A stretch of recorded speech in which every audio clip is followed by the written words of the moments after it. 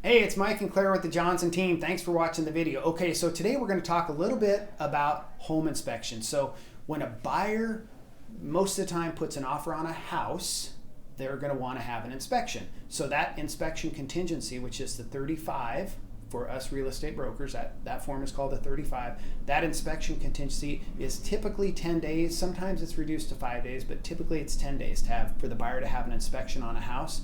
And when the seller, so for a seller, when you sign that form saying, okay, buyer's going to have an inspection on my house, you go to pending inspection in the computer. That buyer has the 10 days. And during that time, if the inspector says, hey, the roof looks a little bit like maybe you want to have a roofer come out and look at the property, you as a seller have already given permission to the buyer to get an additional 5 days on the inspection.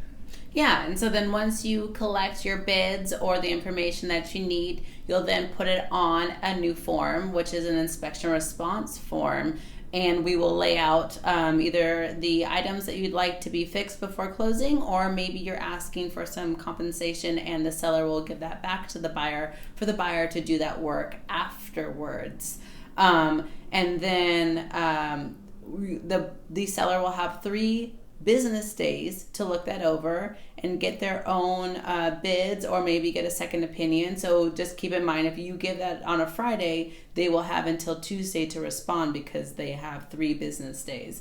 And then after that comes through, the seller can either accept the items that you asked for, or they can deny everything, or they can suggest something else and have an alternative idea of what they'd like to do. And then the buyer has an additional 3 business days to look that over and decide what they'd like to do from there, and maybe get some other bids, or they agree to what the seller had asked for and move on from there. Mm-hmm. And so let's just say that the inspection response comes in and there's some electrical work that needs to be done on the house, and everybody's agreed that the seller is going to take care of that. Well, then the seller does the work, but it's got to be done at least 3 days before closing. That's what the form says.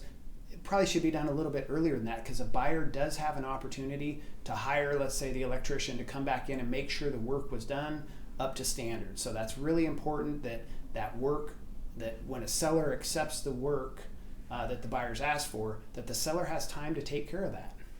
Yeah, and also a buyer in a competitive market, a buyer has an option to do a pre-inspection. So you do have to get permission from the seller to bring in a home inspector before going under contract, but it is a great tool for some buyers when they're looking at a house and they know there's multiple people interested in it, that you get that pre-inspection done before putting an offer in, so you know what's going on with the home and you know that you're comfortable moving forward and putting an offer in with all the items that have come up on that inspection. That's right. And then the last thing on the inspection form, which used to be on a different part of the offer, but now it's on the inspection component, is the neighborhood review. The buyer, if that box is checked, the buyer has 3 days to drive around, look at the neighborhood. It could be noise, traffic patterns, whatever. So that's something the buyer has an opportunity just to check out the house and make sure it's the right one for them. And that's really a good thing. We don't want people buying houses that, they don't love. So No, yeah, all right. Exactly.